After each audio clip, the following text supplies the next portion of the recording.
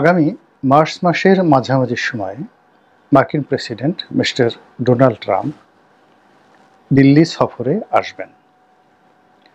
মূলত তার এই সফরটি এগিয়ে আনা হয়েছে।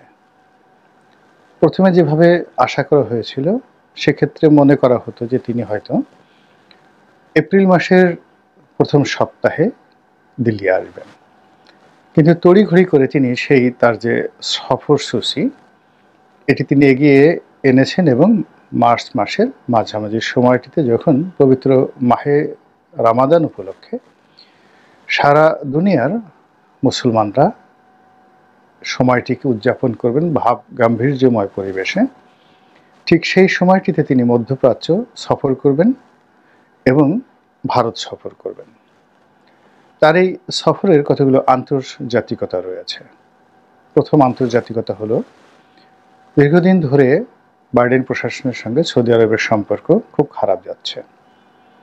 দ্বিতীয়ত, মধ্যপ্রাচ্যে এখন যে যুদ্ধবিরতি শুরু হয়েছে ইসরায়েলের সঙ্গে এবং হামাসের সঙ্গে, সেই যুদ্ধবিরতি মূলত কার্যকর হচ্ছে না ইসরায়েলের প্রধানমন্ত্রী নেতানিয়াহুর একগুঁয়েমির কারণে। হামাস তাদের কথা মতো জিম্মি মুক্তি দেওয়ার পরেও ইসরায়েলি কর্তৃপক্ষ তাদের কারাগারে আটক থাকা ফিলিস্তিনিদের এখন পর্যন্ত মুক্তি না দিয়ে উল্টো বিভিন্ন রকম হুমকি দিচ্ছেন, ধামকি দিচ্ছেন। তিনি কেবলই মাত্র যে গাজায় অভিযান চালানোর হুমকি দিচ্ছেন তা নয়, ইতিমধ্যে তিনি পশ্চিম তীর, যেখানে মাহমুদ আব্বাসের নেতৃত্বে হামাসের ঠিক বিরোধী পক্ষ ফিলিস্তিনিরা সরকার প্রতিষ্ঠা করছে এবং যাদের বিরুদ্ধে প্রো ইসরায়েলি হওয়ার যে মনোভাব বা প্রো ইসরায়েলি আচরণ করার যে অভিযোগ এটি হামাস করে আসছে, ঠিক সেই জায়গাটিতেও তারা কিন্তু গত কয়েকদিনে মূলত তাণ্ডব চালাচ্ছে। এর মূল কারণ মিস্টার ডোনাল্ড ট্রাম্প। তিনি এই মুহূর্তে সারা দুনিয়াকে হুমকি দিয়ে যাচ্ছেন, ধামকি দিয়ে যাচ্ছেন এবং একটার পর একটা, যাকে বলে এক হাতে বাঁকা বাঁশের বাঁশরি আরেক হাতে রণতুর্য, তিনি তছনছ করে দিতে যাচ্ছেন। ইউরোপকে প্রথমে ভয় দেখালেন, জেলেনস্কিকে প্রথমে ভয় দেখালেন, কিন্তু ফ্রান্সে এসে আবার জেলেনস্কির সঙ্গে বৈঠক করলেন এবং ইউরোপের নেতাদেরকে জেলেনস্কি যে কথাটি বলেছেন এটি অসাধারণ বক্তব্য, যে তার দেশের শান্তির জন্য তিনি প্রয়োজনে পদত্যাগ করতে রাজি। তো এখনো পর্যন্ত সেই ইউক্রেন এবং রাশিয়ার যে যুদ্ধ বা পুতিনের সঙ্গে ডোনাল্ড ট্রাম্পের যে বন্ধুত্বের যে কথাবার্তা শোনা যাচ্ছে, সেটি শেষ পর্যায়ে কোথায় গিয়ে থামবে, নাকি ডোনাল্ড ট্রাম্প তার নিজস্ব স্টাইল অনুযায়ী রাশিয়ার সঙ্গেও খেলবে, চীনের সঙ্গেও খেলবেন এবং ইউক্রেন থেকে, এই যুদ্ধ বিধ্বস্ত ইউক্রেন থেকে তাদের যে সর্বশেষ সহায় সম্পত্তিটুকু নিয়ে নেবেন, এটা এখনো পর্যন্ত বোঝা যাচ্ছে না। দ্বিতীয়ত, তিনি যে মধ্যপ্রাচ্য থেকে ভারতে আসার আগে মোহাম্মদ বিন সালমানের সঙ্গে একটা অস্ত্র সংক্রান্ত তিনি চুক্তি করতে চাচ্ছেন এবং এই চুক্তিটা করার জন্য it will be very big deal. হুতিদের সঙ্গে সৌদি আরবের সম্পর্ক, সিরিয়াতে নতুন যে বিদ্রোহী গোষ্ঠী এই মুহূর্তে ক্ষমতায় বসেছে তাদের সঙ্গে সৌদি আরবের সম্পর্ক, এই পুরো বিষয়গুলো নিয়ে তার উপর একটা চাপ প্রয়োগ করে সেখান থেকে যতটা সম্ভব অর্থনৈতিক সুবিধা নেওয়ার জন্য মিস্টার ডোনাল্ড ট্রাম্প মূলত সেখানে যাচ্ছেন, কিন্তু আড়ালে রয়েছে তার মোহাম্মদ বিন সালমানের সঙ্গে বন্ধুত্ব এবং এই যে তার যে বন্ধুত্বের ছলে অর্থ উপার্জনের যে প্রক্রিয়া, এটিকে আমাদের পাক ভারত উপমহাদেশে অধীনতামূলক মিত্রতা হিসেবে পরিচিত করেছে লর্ড ডালহৌসি। খুবই দুর্ধর্ষ এই তার সেই নীতি ছিল এবং ব্রিটিশ ভারতে তার মতো এরকম দুর্ধর্ষ নীতি কেউ নেয়নি। একইভাবে তিনি বাংলাদেশ নিয়ে খেলছেন, শেখ হাসিনাকে নিয়ে খেলছেন, ডক্টর মোহাম্মদ ইউনূসকে নিয়ে খেলছেন, জাতিসংঘ মিশনে আমাদের যে সেনাবাহিনী কাজ করছে, তো সেই সেনাবাহিনীকে নিয়েও তিনি খেলছেন, আবার মায়ানমারকে নিয়ে খেলছেন, ভারতকে নিয়ে খেলছেন। ভারতের সাথে তার অনেকগুলো বিষয় রয়েছে। বাংলাদেশের জুলাই আগস্ট বিপ্লবের সময়টিতে ভারতীয় কোনো লোকজন এখানে দায়িত্ব পালন করেছে কিনা এগুলো নিয়ে তিনি প্রশ্ন তুলেছেন আন্ডার টেবিলে। দ্বিতীয়ত, শেখ হাসিনার সরকার পতনে এবং বাংলাদেশের অভ্যন্তরীণ রাজনীতিতে মার্কিন প্রশাসনকে ব্যবহার করে ভারত কী অনিয়ম করেছেন সেই প্রশ্নগুলো কিন্তু কূটনৈতিক চ্যানেলে ইতিমধ্যে পাঠিয়ে দেওয়া হয়েছে।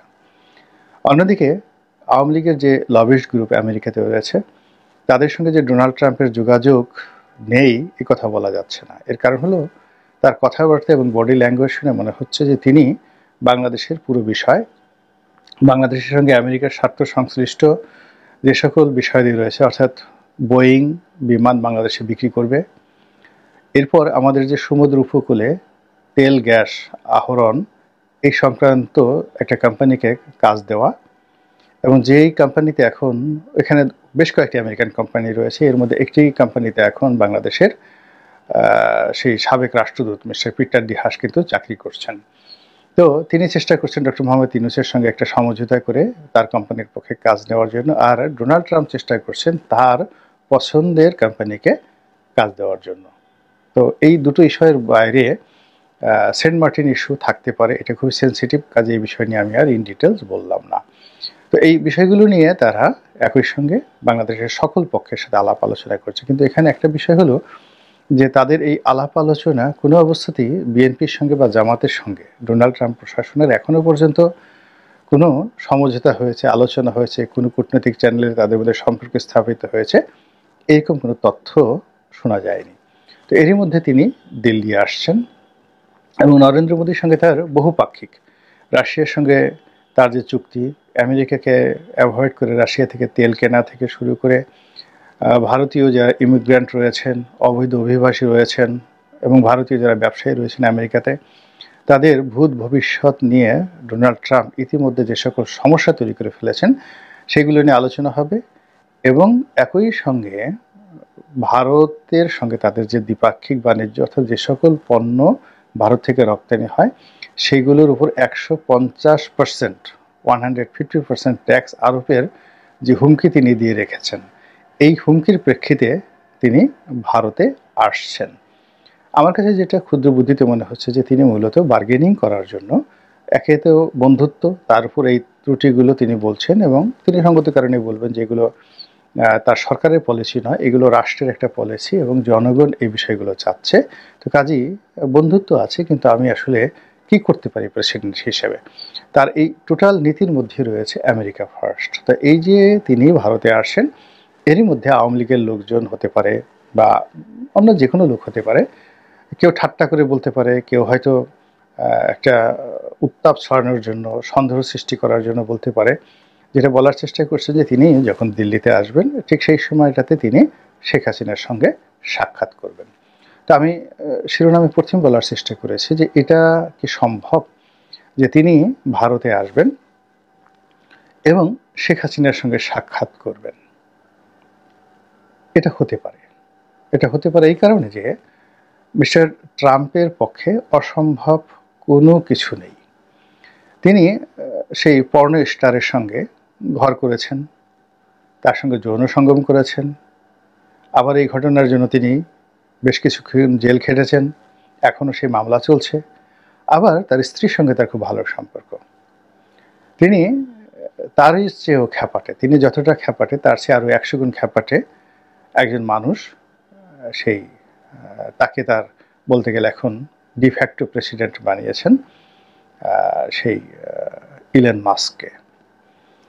এরপর তার অন্যান্য সিলেকশন, তুলসী গ্যাবার্ড থেকে শুরু করে অন্যান্য যে সকল সিলেকশন, পুরো আমেরিকার প্রশাসনটিকে তিনি খ্যাপাটে বানিয়ে ফেলেছেন।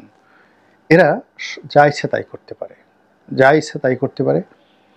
এরা বিশ্বে শান্তি প্রতিষ্ঠা করতে পারে, আবার হিটলারের মতো কোনো দুর্ঘটনা ঘটিয়ে দিতে পারে। এরা শান্তি প্রতিষ্ঠা করতে পারে, আবার একই সঙ্গে মুসলিনের মতো ঘটনা ঘটিয়ে দিতে পারে। তো কাজেই তার মতিগতি বা তার স্থিরতা নিয়ে তিনি নিজেও 100% বলতে পারেন না যে আসলে কালকে এই ঘটনাটাই ঘটবে।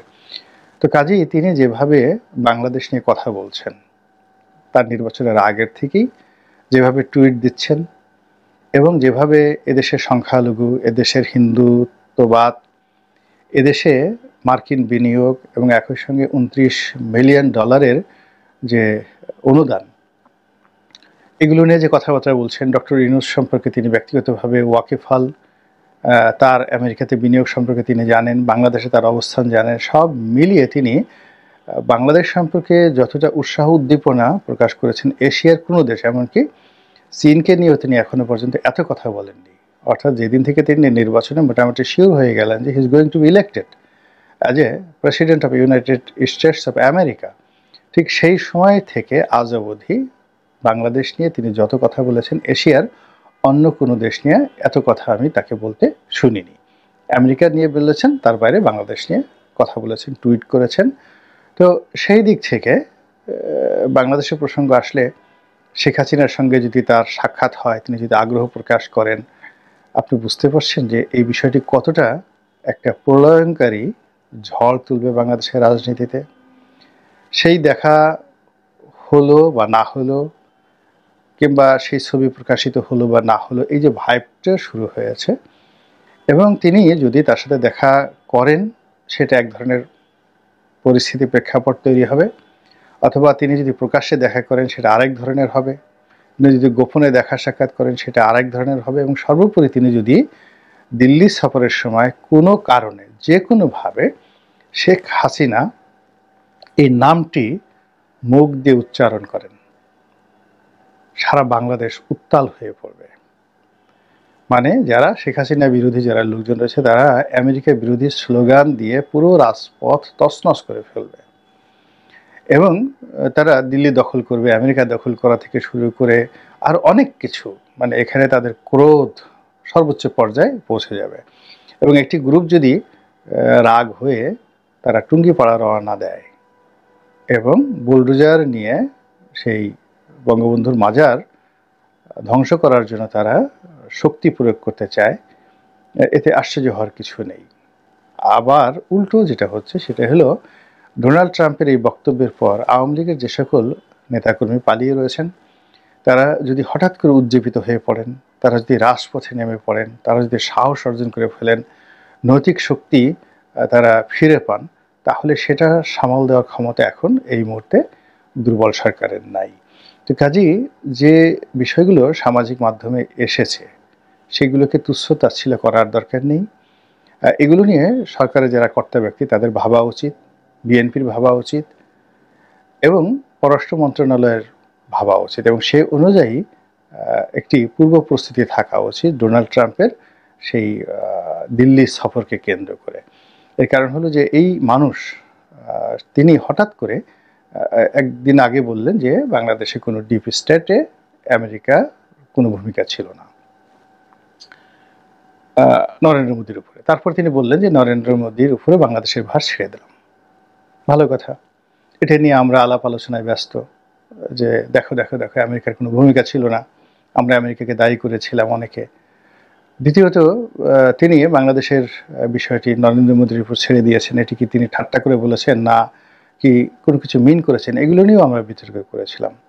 তো এরই মধ্যে হঠাৎ করে তিনি একেবারে স্পেসিফিক বাংলাদেশের নাম করে সেই $29 মিলিয়ন দেওয়া হয়েছে, আবার সেটি কোন কোম্পানিকে দেওয়া হয়েছে, কোন এনজিওকে দেওয়া হয়েছে, তাদের ছবি কিভাবে কোন ম্যাগাজিনে আসবে, যে সময় ব্যয় করে মার্কিন যুক্তরাষ্ট্রের প্রেসিডেন্ট বাংলাদেশকে নিয়ে কটূক্তি করেছেন, রাজনীতি নিয়ে কটূক্তি করেছেন, এবং এই দেশে যারা এই দুই জনের নাম সর্বস্ব একটি প্রতিষ্ঠান এত বিশাল অঙ্কের 350 কোটি টাকার মার্কিন ডোনেশন পেয়েছে, তাদেরকে নিয়ে যে ঠাট্টা এবং মস্করা করেছেন, এটা আমরা কল্পনা করতে পারিনি যে একদিন আগে যে তিনি এই কথা বলতে পারেন।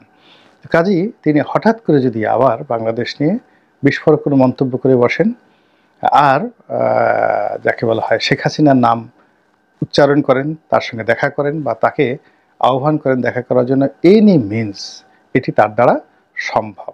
কেন সম্ভব? এটা হয়তো অনেকেই জানেন যে তিনি খুবই ঈর্ষাপরায়ণ, প্রতিহিংসাপরায়ণ, খোঁটা দিয়ে কথা বলেন, এবং সেই দিক থেকে হিলারি ক্লিন্টনের সঙ্গে তার যে খারাপ সম্পর্ক, এটি কিন্তু জো বাইডেনের চেয়ে 100 গুণ খারাপ সম্পর্ক হিলারি ক্লিন্টন। এবং হিলারি ক্লিন্টনের সঙ্গে যেহেতু ডক্টর মোহাম্মদ ইউনূসের ব্যক্তিগত বন্ধুত্ব, বিল ক্লিন্টনের সাথে বন্ধুত্ব, কাজেই বাংলাদেশের বিষয়টি তার নিকট অন্য যে কোনো বিষয়ের চাইতে তাকে চোখ টাটাচ্ছে, তার গলা চুলকাচ্ছে এবং তার মনের মধ্যে কেমন কেমন যেন করছে। ফলে তিনি বাংলাদেশ নিয়ে কথা বলতে থাকবেন, আর যতই তিনি কথা বলবেন ততই আমরা অনেকেই বিপদ বিপত্তির মধ্যে পড়ে যাব।